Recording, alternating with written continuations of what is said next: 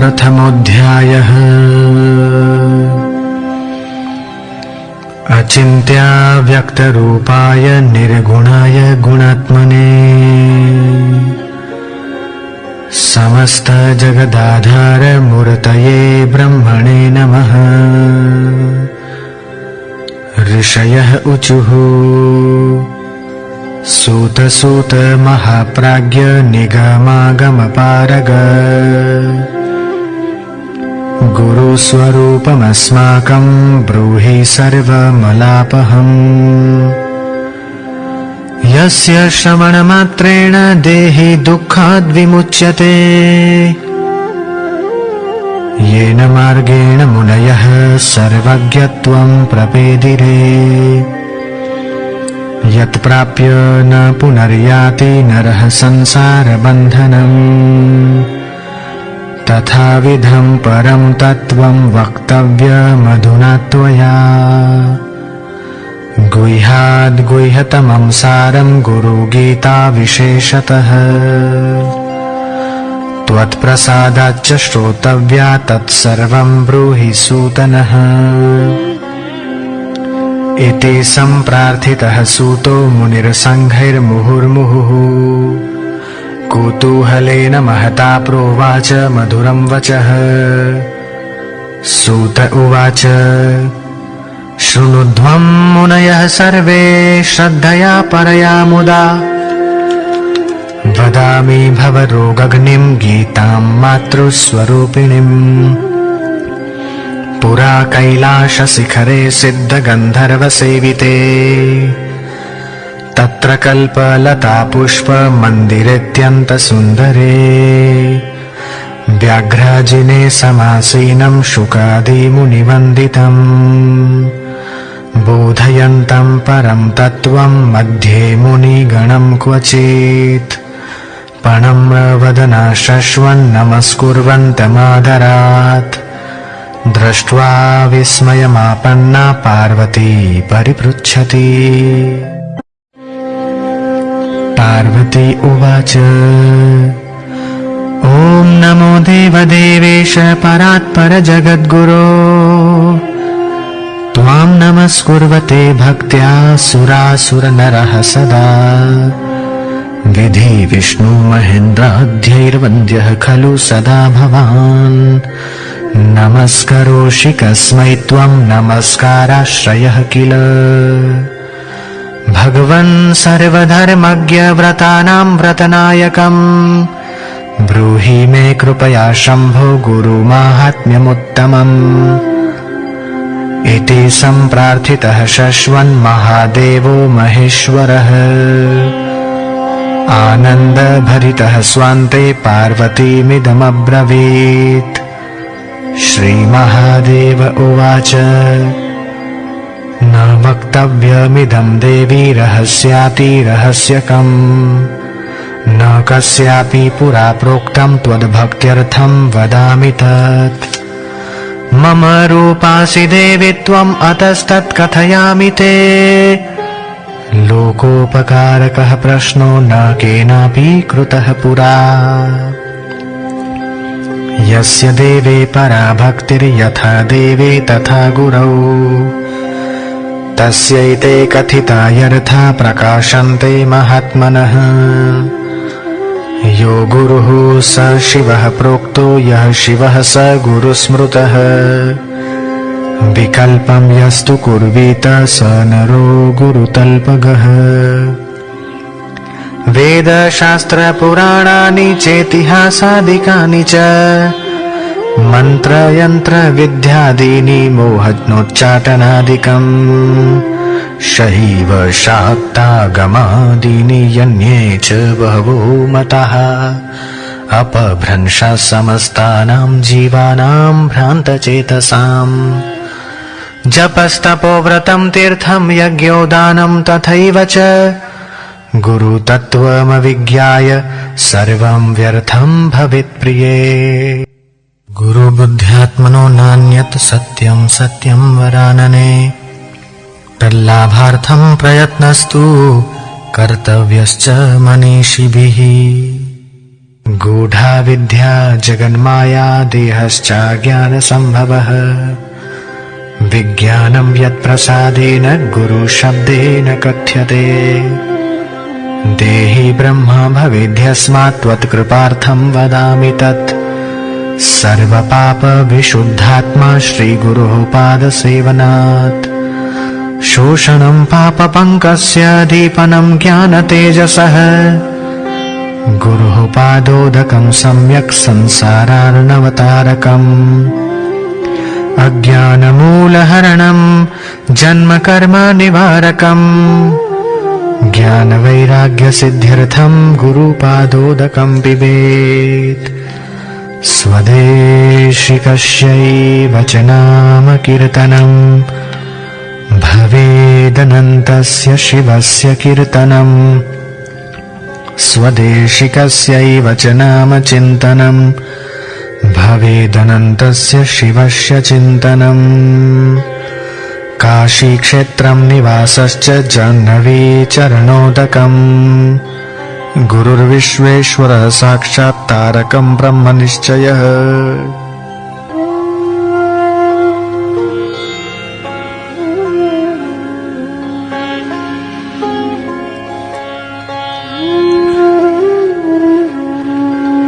गुरुसेवा गया प्रोक्ता देहः स्यादक्षयो वटः तत्पादं विष्णुपादं स्यात् तत्र दत्तमनस्ततम् गुरुवक्त्रे स्थितं ब्रह्म प्राप्यते तत्प्रसादतः गुरुर्ध्यानं सदा कुर्यात् पुरुषं स्वैरिणी यथा स्वश्रमं च स्वजातिं च स्वकीर्तिं पुष्टिवर्धनम् एतत् सर्वं परित्यज्य गुरुमेव समाश्रयेत् गुरुवक्त्रे स्थिता विद्या गुरुभक्त्या च लभ्यते त्रैलोक्ये स्फुटवक्तारो देवर्षि पितृमानवः गुकारश्चान्धकारो हि ऋकारस्तेज उच्यते अज्ञानग्रासकं ब्रह्म गुरुरेव न संशयः गुकारश्चान्धकारस्तु ऋकारस्तन्निरोधकृत् अन्धकारविनाशित्वात् गुरुरित्यभिधीयते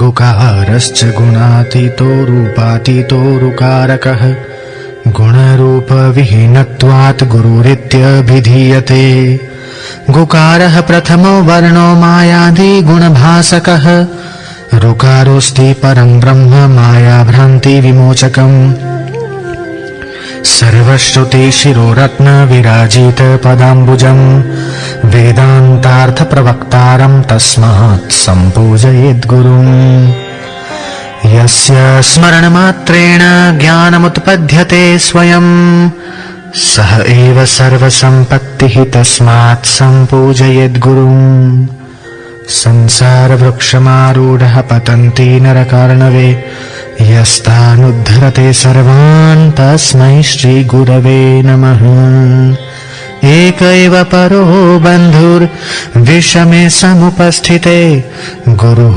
सकलधर्मात्मा तस्मै श्रीगुरवे नमः भवारण्यप्रविष्टस्य दिग्मोहभ्रान्तचेतसः येन सन्दर्शितः पन्था तस्मै श्रीगुरवे नमः तापत्रयाग्नितप्तानाम् अशान्तप्राणिनां भुवि गुरुरेव परा गङ्गा तस्मै श्रीगुरवे नमः सप्तसागरपर्यन्तं तीर्थस्नानफलं तु यत् गुरुपादपयो बिन्दोः सहस्रांशेन तत्फलम्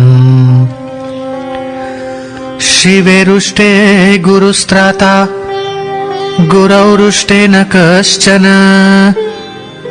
लब्ध्वा कुलगुरुं सम्यग् गुरुमेव समाश्रयेत् गुकारं च गुणातीतं ऋकारं रूपवर्जितं गुणातीतमरूपं च यो दध्यात् स गुरुस्मृतः त्रिनेत्रः शिवः साक्षात् द्विबाहुश्च हरिः स्मृत यो चतुर्वदनो ब्रह्मा श्रीगुरुः कथितः प्रिये देवकिन्नरगन्धर्वाः पितृयक्षास्तु तुम्बरुः मुनयोऽपि न जानन्ति गुरुशुश्रूषणे विधिम् तार्किकाश्छन्दसश्चैव देवज्ञः कर्मठः प्रिये लौकिकास्ते न जानन्ति गुरुतत्त्वं निराकुलम् महाहङ्कारगर्वेण तपोविद्याबलेन च भ्रमन्ते तस्मिन् संसारे घटियन्त्रं तथा पुनः यज्ञिनोऽपि न मुक्ताः स्युः न मुक्ता योगिनस्तथा तापसा अपि नो मुक्ता गुरुतत्त्वात् पुरान्मुखा मुक्तास्तु गन्धर्वा पितृयक्षास्तु चारणः ऋषयः सिद्धदेवाध्या गुरुसेवा परान्मुखः ब्रह्मानन्दं परमसुखदम् केवलं ज्ञानमूर्ति द्वन्द्वातीतं गगनसदृशम् तत्त्वमस्यादिलक्ष्यम् एकं नित्यं विमलमचलम् सर्वधी साक्षिभूतम् भावातीतं त्रिगुणरहितम् सद्गुरुं तं नमामि। गुरुपदिष्टमार्गेण मनः शुद्धिं तु कारयेत् अनित्यं खण्डयेत् सर्वं यत्किञ्चिदात्मगोचरम् किमत्र बहुनोक्तेन शास्त्रकोटिशतैरपि दुर्लभा चित्तविश्रान्तिः विना गुरुकृपां पराम् करुणाखड्गपातेन छित्त्वा पाशाष्टकं शिशुः सम्यगानन्दजनकः सद्गुरुसोऽभिधीयते एवं श्रुत्वा महादेवी गुरुनिन्दां करोति यः स याति नरकान् घोरान् यावत् चन्द्रदिवाकरौ यावत् कल्पान्तको देह स्तावद्देवी गुरु स्मरेत् गुरुलोपो न कर्तव्यः स्वच्छन्दो यदि वा भवेत् हुंकारेण न वक्तव्यं प्राज्ञशिष्यैः कदाचन गुरोरग्रेण वक्तव्यम् असत्यं तु कदाचन गुरुं त्वं कृत्य हुंकृत्य गुरुसान्निध्यभाषणः अरण्ये निर्जले देशे सम्भवित ब्रह्मराक्षसः अद्वैतं भावयन् नित्यं सर्वावस्थासु सर्वदा कदाचिदपि नो कुर्यात् अद्वैतं गुरुसन्निधौ दृश्यविस्मृतिपर्यन्तं कुर्यात् गुरुपदार्चनं तादृशस्यैव कैवल्यं न च तद्व्यतिरेकिणः अपि सम्पूर्णतत्त्वज्ञो गुरुत्यागी भवेद्यदा भवत्येव हि तस्यान्तकाले विक्षेपमुत्कटम् गुरौ सति स्वयं देवी परेषां तु कदाचन उपदेशं न वै कुर्यात् कदाचिद्राक्षसो भवेत् न गुरोराश्रमे कुर्यात् दुष्पानं परिसर्पणम् दीक्षा व्याख्या प्रभुत्वादि गुरुराज्ञां न कारयेत् नोपाश्रमं च पर्यङ्कं न च पादप्रसारणम् नाङ्गभोगादिकं कुर्यान्न लीलामपरामपि गुरूणां सदसद्वापि यदुक्तं तन्न लङ्घयेत् कुर्वन्नाज्ञां दिवारात्रौ दासवन्नेव वसेद्गुरौ आदत्तं न गुरोर्द्रव्यम् उपभुञ्जीत कर्हिचित् दत्तं च रङ्कवद्ग्राह्यं प्राणोऽप्येतेन लभ्यते पादुकासनशय्यादि गुरुणा यदभीष्टितम् नमस्कुर्वीत तत्सर्वं पादाभ्यां न स्पृशेत् क्वचित् गच्छतः पृष्ठतो गच्छेत् गुरुच्छायां न लङ्घयेत् नोल्बणं धारयेद्वेषं नालङ्कारास्ततोल्बणान् गुरुनिन्दाकरं दृष्ट्वा धावयेदथवा सयेत् स्थानं वा तत्परित्याज्यं जिह्वा चेदाक्षमो यदि मुनिभिः पन्नगैर्वापि सुरैर्वा शापितो यदि कालमृत्युभयाद्वापि गुरुः सन्त्राति पार्वती विजानन्ति महावाक्यं गुरोश्चरणसेवया ते वै सन्न्यासिनः प्रोक्ता इतरे वेषधारिणः नित्यं ब्रह्म निराकारं निर्गुणं बोधयेत् परं भासयन् ब्रह्मभावं च दीपो दीपान्तरं यथा गुरुप्रसादतः स्वात्मन् आत्मा रामनिरीक्षणात् समता मुक्तिमार्गेण स्वात्मज्ञानं प्रवर्तते स्फटिके स्फाटिकं रूपं दर्पणे दर्पणो यथा तथात्मनि चिदाकारमानन्दं सोऽहमित्युत अंगुष्ठमात्रं पुरुषं ध्यायेच्च चिन्मयं हृदि तत्र स्फुरति यो भावः शृणु तत्कथयामि ते अजोऽहमरोऽहं च यनादिनिधनो ह्यहम् अविकारश्चिदानन्दो यणियान् महतो महान् अपूर्वमपरं नित्यं स्वयं ज्योतिर्निरामयं विरजं परमाकाशं ध्रुवमानन्दमव्ययम् अगोचरं तथा गम्यं नामरूपविवर्जितम् निःशब्दं तु विजानीयात् स्वभावाद् ब्रह्म पार्वती यथा गन्धस्वभावत्वं कर्पूरकुसुमादिषु शीतोष्णत्वस्वभावत्वं तथा ब्रह्मणि शाश्वतम् यथा निजस्वभावेन कुण्डलकटकादयः सुवर्णत्वेन तिष्ठन्ति तथाहं ब्रह्म शाश्वतम् स्वयं तथा विधो भूत्वा स्थातव्यं यत्र कुत्रचित् कीटो भृङ्ग इव ध्यानात् यथा भवति तादृशः गुरुर्ध्यानेनैव नित्यं देहि ब्रह्ममयो भवेत् स्थितश्च यत्र कुत्रापि मुक्तोऽसौ नात्र संशयः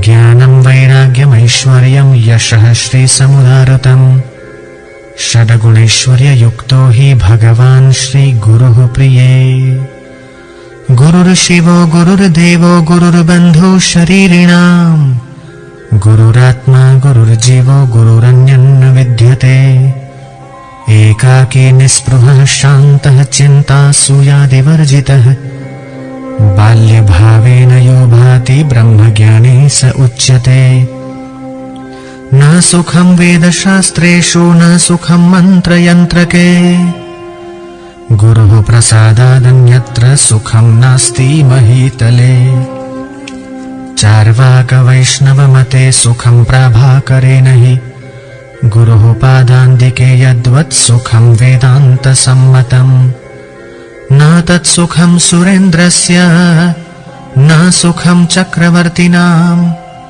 यत्सुखं वीतरागस्य मुनिरेकान्तवासिनः नित्यं ब्रह्मरसं पीत्वा तृप्तो यः परमात्मने इन्द्रं च मन्यते रङ्कं नृपाणां तत्र का कथा यतः परमकैवल्यं गुरुमार्गेण वै भवेत् गुरुभक्तिरतिकार्या सर्वदा मोक्षकाङ्क्षिभिः एक एवाद्वितीयोऽहं गुरुवाक्येन निश्चितः एवमभ्यस्यता नित्यं न सेव्यं वै वनान्तरम् अभ्यासानिमिषेणैव समाधिमधिगच्छति आजन्मजनितं पापं तत्क्षणादेव नश्यति गुरुर्विष्णुः सत्त्वमयो राजसश्चतुराननः तामसो रुद्ररूपेण सृजत्यवतिहन्ति च तस्यावलोकनं प्राप्य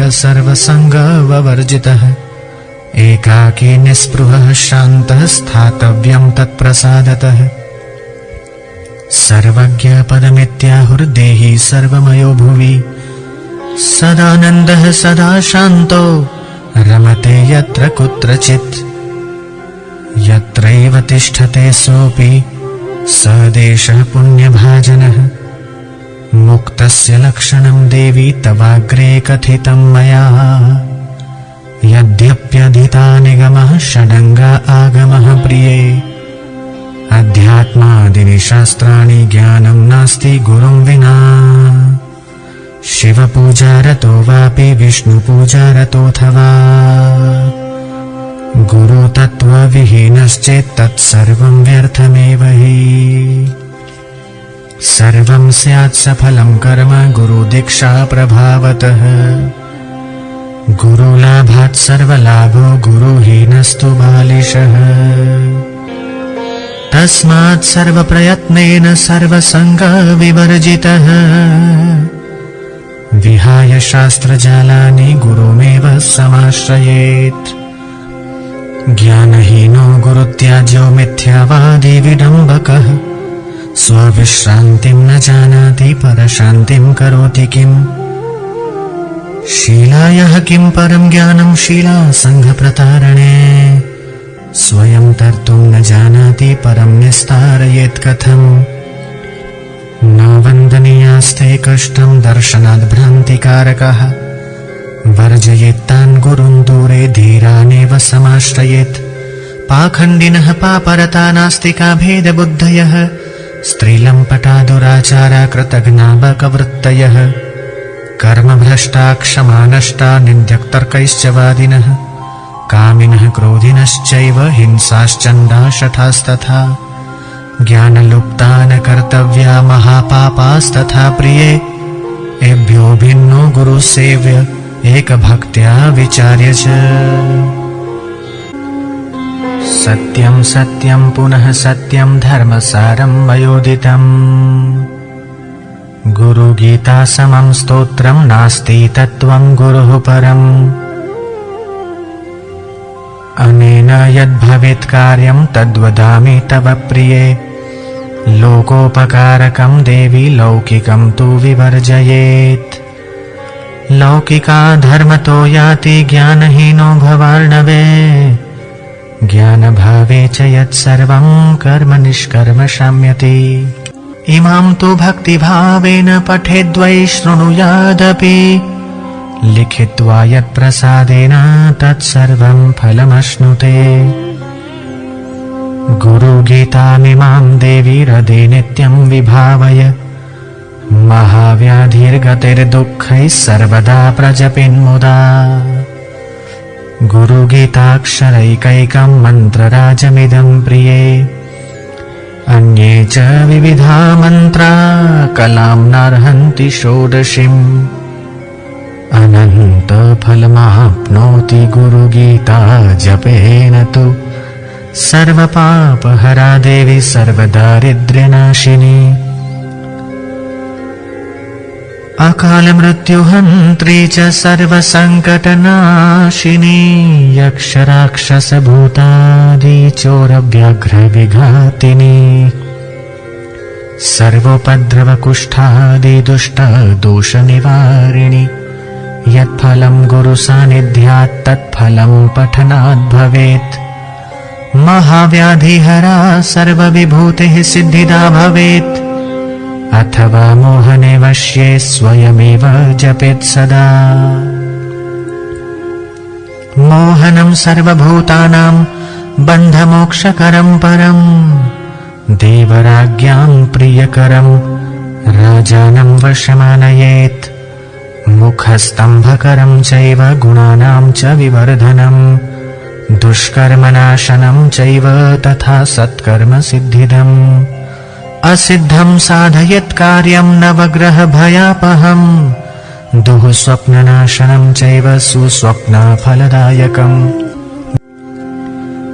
सुखशान्तिकरं चैव बन्धमोक्षकरं परम् स्वरूपज्ञाननिलयं गीताशास्त्रमिदं शिवे यं यं चिन्तयते कामं तं तं प्राप्नोति निश्चयम् नित्यं सौभाग्यदं पुण्यं तापत्रयकुलापहम् सर्वशान्तिकरं नित्यं तथा वन्ध्या सुपुत्रदम् अवैधव्यकरं स्त्रीणां सौभाग्यस्य विवर्धनम् आयुरारोग्यमैश्वर्यं पुत्रपौत्रप्रवर्धनम् निष्कामजापि विधवा पठेन्मोक्षमवाप्नुयात् अवैधव्यं सकामा तु लभते चान्यजन्मनि सर्वदुःखभयं विघ्नं नाशयित्तापहारकम् सर्वपापप्रशमनं धर्मकामार्थमोक्षदम् यं यं चिन्तयते कामं तं तं प्राप्नोति निश्चितम् लिखित्वा पूजयेद्यस्तु मोक्षश्रियमवाप्नुयात् गुरुभक्तिर्विशेषेण जायते हृदि सर्वदा जपन्ति शाक्तः सौराश्च गणपत्याश्च वैष्णवः शैवः पाशुपतः सर्वे सत्यं सत्यं न संशयः जपं हीनासनं कुर्वन् हीनकर्मा फलप्रदम् गुरुगीतां प्रयाणे वा संग्रामे रिपुसङ्कटे जपन् जयमवाप्नोति मरणे मुक्तिदायिका सर्वकर्माणि सिद्ध्यन्ति गुरुपुत्रेण संशयः गुरुमन्त्रो मुखे यस्य तस्य सिद्ध्यन्ति नान्यथा दीक्षया सर्वकर्माणि सिद्ध्यन्ति गुरुपुत्रके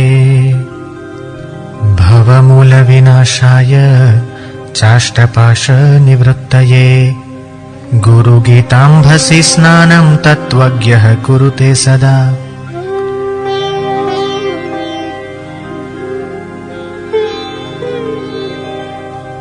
सर्वशुद्धः पवित्रोऽसौ स्वभावाद्यत्र तिष्ठति तत्र देवगणः सर्वे क्षेत्रपीठे चरन्ति च आसनस्था शयाना वा गच्छन्तस्तिष्ठन्तोऽपि वा अश्वारूढः गजारूढः सुषुप्ता जाग्रतोऽपि वा शुचिभूता ज्ञानवन्तो गुरुगीतां जपन्ति ये तेषां दर्शनसंस्पर्शात् पुनर्जन्म न विद्यते कुशदुर्वासने देवी यासने शुभ्रकम्बले उपविश्य ततो देवी जपेदेकाग्रमानसः शुक्लं सर्वत्र वै प्रोक्तं वश्ये रक्तासनं प्रिये पद्मासने जपे नित्यं शान्तिवश्यकरं परम् वस्त्रासने च दारिद्र्यं पाषाणे रोगसम्भवः मेदिन्यां दुःखमाप्नोति काष्ठे भवति निष्फलम् कृष्णाजिने ज्ञानसिद्धिः मोक्षश्रीव्याघ्रचर्मणि कुशासने ज्ञानसिद्धिः सर्वसिद्धिस्तु कम्बले आग्नेयां कर्षणं चैव वायव्यां शत्रुनाशनं नैऋत्यां दर्शनं चैव ईशान्यां ज्ञानमेव च उदम्मुखः शान्तिजाप्ये वश्ये पूर्वमुखस्तथा याम्ये तु मारणं प्रोक्तं पश्चिमे च धनागमः अथ काम्यजपस्थानं कथयामि वरानने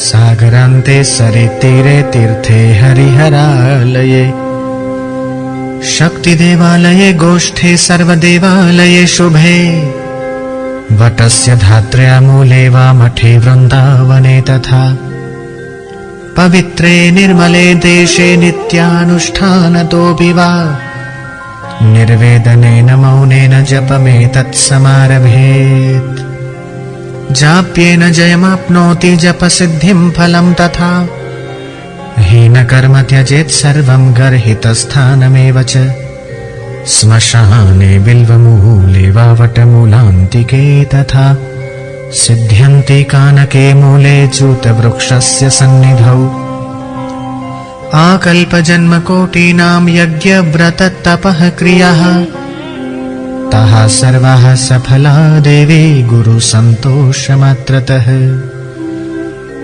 मन्दभाग्याय शक्ताश्च ये जनानानुमन्वते गुरुसेवासु विमुखः पच्यन्ते नरकेषु च। विद्याधनं बलं चैव तेषां भाग्यं निरर्थकम्। येषां गुरुकृपा नास्ति अधो गच्छन्ति पार्वती। धन्या माता पिता धन्यो गोत्रं धन्यं कुलोद्भवः।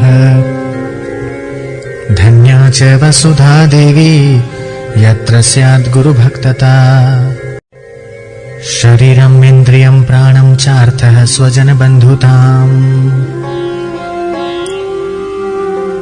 मातृकूलं पितृकूलं गुरुरेव न संशयः। गुरुर्देवो गुरुर्धर्मो गुरौ निष्ठा परं तपः। गुरोः परतरं नास्ति त्रिवारं कथयामि ते। समुद्रे वै यथा तोयं क्षीरे क्षीरं घृते घृतम्। भिन्ने कुम्भे यथाकाशं तथात्मा परमात्मनि। तथैव ज्ञानवान् जीवः परमात्मनि सर्वदा। एकेन रमते ज्ञाने यत्र कुत्र दिवानिशम्। गुरुसन्तोषणादेव मुक्तो भवति पार्वती। अनिमादिषु भोक्तृत्वं कृपया देवी जायते। साम्येन रमते ज्ञाने दिवा वा यदि वा निशि। एवं विधो महामौनि त्रैलोक्य समतां व्रजेत्। गुरुभावः परं तीर्थम् अन्यतीर्थं निरर्थकम्। सर्वतीर्थमयं देवी श्रीगुरोश्चरणाम्बुजम्। कन्या भोगरता मन्दः स्वकान्तायः परान्मुखा। अतः परं मया देवी कथितन्न मम प्रिये। अभक्ते वञ्चके धूर्ते पाखण्डे नास्तिकादिषु। मनसापि न वक्तव्या गुरुगीता कदाचन। गुरवो बहवः सन्ति शिष्यवित्तापहारकः। तमेकं दुर्लभं मन्ये शिष्यवृत्तापहारकम्। चातुर्यवान् विवेकी च अध्यात्मज्ञानवान् शुचिः। मानसं निर्मलं यस्य गुरुत्वं तस्य शोभते। गुरवो निर्मलाः शान्तः साधवो मितभाषिणः। कामक्रोधविनिर्मुक्तः सदाचार जितेन्द्रियः। सूचकादि प्रभेदेन गुरवो बहुधा स्मृतः। स्वयं सम्यक् परीक्षार्थ तत्त्वनिष्ठं भजेत् सुधीः। वर्णजालमिदं तद्वद् बाह्यशास्त्रं तु लौकिकम्। यस्मिन् देवी समभ्यस्तं स गुरुः सूचकः स्मृतः। वर्णाश्रमोचितां विद्यां धर्मविधायिनीं। प्रवक्तारं गुरुं विद्धि वाचकस्त्विति पार्वती। पञ्चाक्षर्यादिमन्त्राणाम् उपदेष्टा तु पार्वती। स गुरुर्बोधको भूयाद् उभयोर्यमुत्तमः। मोहमारणवश्यादि तुच्छमन्त्रोपदर्शिनम्। निषिद्ध गुरुरित्याहुः पण्डितास्तत्त्वदर्शिनः। अनित्यमिति निर्दिश्य संसारे सङ्कटालयम्। वैराग्यपथदर्शी यः स गुरुर्विहितः प्रिये। तत्त्वमस्यादिवाक्यानाम् उपदेष्टा तु पार्वती। कारणख्यो गुरुः प्रोक्तो भवरोगनिवारकः। सर्वसन्देहसन्दोह निर्मूलन विचक्षणः। जन्म मृत्यु भयग्नो यः स गुरुः परमो मतः। अनेक जन्मों में किए हुए पुण्यों से ऐसे महागुरु प्राप्त होते हैं। उनको प्राप्त कर शिष्य पुनः संसार बंधन में नहीं बंधता अर्थात मुक्त हो जाता है। हे पार्वती, इस प्रकार संसार में अनेक प्रकार के गुरु होते हैं। इन सब में एक परम गुरु का ही सेवन सर्व प्रयत्नों से करना चाहिए। पार्वती ने कहा, प्रकृति से ही मूढ़, मृत्यु से भयभीत, सत्कर्म से विमुख लोग दैव योग से निषिद्ध गुरु का सेवन करें तो उनकी क्या गति होती है। श्री महादेव जी बोले, निषिद्ध गुरु का शिष्य दुष्ट संकल्पों से दूषित होने के कारण ब्रह्म प्रलय तक मनुष्य नहीं होता, पशु योनि में ही रहता है। हे देवी, इस तत्व को सुनो। मनुष्य जब विरक्त होता है तभी वो अधिकारी कहलाता है, ऐसा उपनिषद कहते हैं। अर्थात दैव योग से गुरु प्राप्त होने की बात अलग है और विचार से गुरु चुनने की बात अलग है। अखंड, एक रस, नित्य मुक्त और निरामय ब्रह्म को अपने अंदर ही जो दिखलाते हैं वे ही गुरु होने चाहिए। हे पार्वती, जिस प्रकार सब जलाशयों में सागर राजा है, उसी प्रकार सब गुरुओं में ये परम गुरु राजा है। मोह आदि दोषों से रहित, शांत, नित्य तृप्त, किसी के आश्रय रहित अर्थात स्वाश्रयी ब्रह्मा और विष्णु के वैभव को भी तृणवत समझने वाले गुरु ही परम गुरु हैं। सर्वकाल और सर्वदेश में स्वतंत्र, निश्चल, सुखी, अखंड एक रस के आनंद से तृप्त ही सचमुच परम गुरु हैं। द्वैत और अद्वैत से मुक्त, अपने अनुभव रूप प्रकाश वाले, अज्ञान रूपी अंधकार को छेदने वाले और सर्वज्ञ ही परम गुरु हैं। जिनके दर्शन मात्र से मन प्रसन्न होता है, अपने आप धैर्य और शांति आ जाती है, वे परम गुरु हैं। जो अपने शरीर को शव समान समझते हैं, अपने आत्मा को अद्वय जानते हैं, जो कामिनी और कंचन के मोह का नाश करता है, वे परम गुरु हैं। हे पार्वती, सुनो। तत्वज्ञ दो प्रकार के होते हैं, मौनी और वक्ता। हे प्रिय, इन दोनों में से मौनी गुरु द्वारा लोगों को कोई लाभ नहीं होता, परंतु वक्ता गुरु भयंकर संसार सागर को पार कराने में समर्थ होते हैं, क्योंकि शास्त्र, युक्ति और अनुभूति से वे सर्व संशयों का छेदन करते हैं। हे देवी, गुरु नाम के जप से अनेक जन्मों के इकट्ठे हुए पाप भी नष्ट होते हैं, इसमें अणुमात्र संशय नहीं है। अपना कुल, धन, बल, शास्त्र, नाते रिश्तेदार, भाई, ये सब मृत्यु के अवसर पर कुछ काम नहीं आते। एकमात्र गुरुदेव ही उस समय तारणहार है। सचमुच अपने गुरुदेव की सेवा करने से अपना कुल भी पवित्र होता है। गुरुदेव के तर्पण से ब्रह्मा आदि सब देव तृप्त होते हैं। हे देवी, स्वरूप के ज्ञान के बिना किए हुए जप तप आदि सब कुछ नहीं किए हुए के बराबर है, बालक के बकवाद के समान व्यर्थ है। गुरु दीक्षा से विमुख रहे हुए लोग भ्रांत हैं, अपने वास्तविक ज्ञान से रहित हैं। वे सचमुच पशु के समान हैं, परम तत्व को वे नहीं जानते। इसलिए हे प्रिय, कैवल्य की सिद्धि के लिए गुरु का ही भजन करना चाहिए। गुरु के बिना मूढ़ लोग उस परम पद को नहीं जान सकते। भिद्यते हृदय ग्रंथिश्छिद्यन्ते सर्व संशयाः, क्षीयन्ते सर्वकर्माणि गुरुः करुणया शिवे।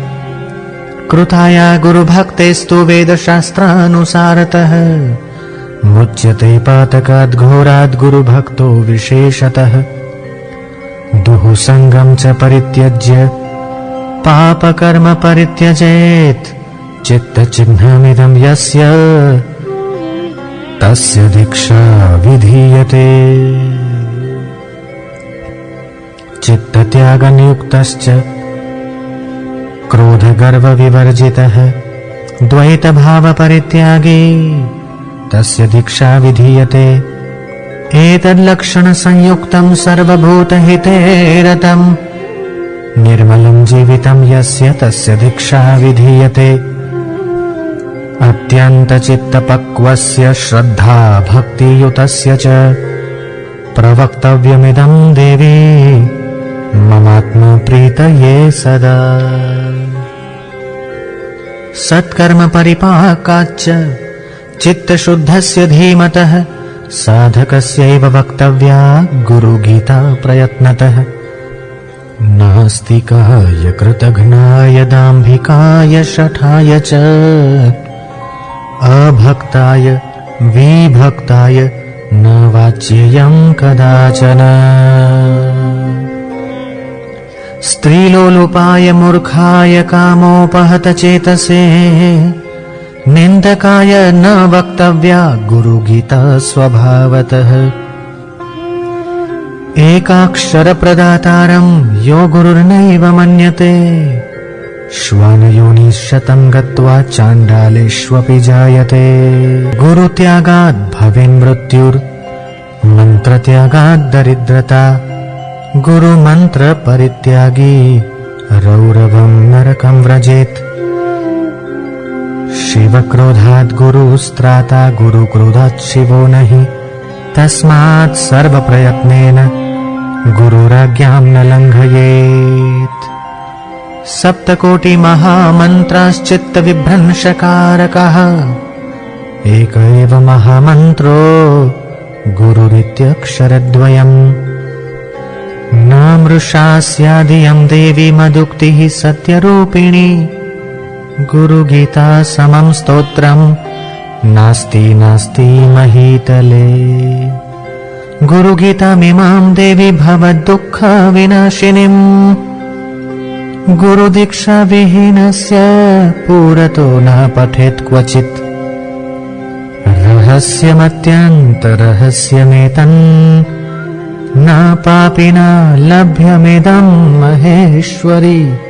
अनेकजन्मार्जितपुण्यपाकाद् गुरुस्तु तत्त्वं लभते मनुष्यः।